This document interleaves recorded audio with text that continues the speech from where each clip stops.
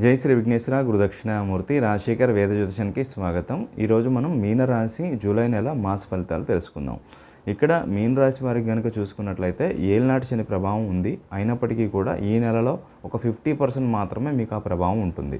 ఎందుకంటే ముఖ్యంగా పంచమ స్థానంలో ఉన్నటువంటి బుధుడు మీ ఆలోచన విధానాన్ని మారుస్తాడు. దాంతోపాటు మీ చుట్టుపక్కల ఉన్న వ్యక్తుల యొక్క రియాలిటీస్ అనేటటువంటివి మీకు తెలియటం అనేటటువంటి జరుగుతుంది. అదేవిధంగా విదేశీ యానం చేయాలనుకునేటటువంటి వాళ్ళు మధ్యవర్తిత్వం లేకుండా డైరెక్ట్గా అవకాశం వస్తే మాత్రమే వెళ్ళాలని చెప్పదగినటువంటి సూచన. ఆ పరంగా జాగ్రత్తలు పాటించకండి. ధర్మబద్ధంగా జీవించండి. ఏలినాటి శని ప్రభావం తప్పకుండా తగ్గుతుంది.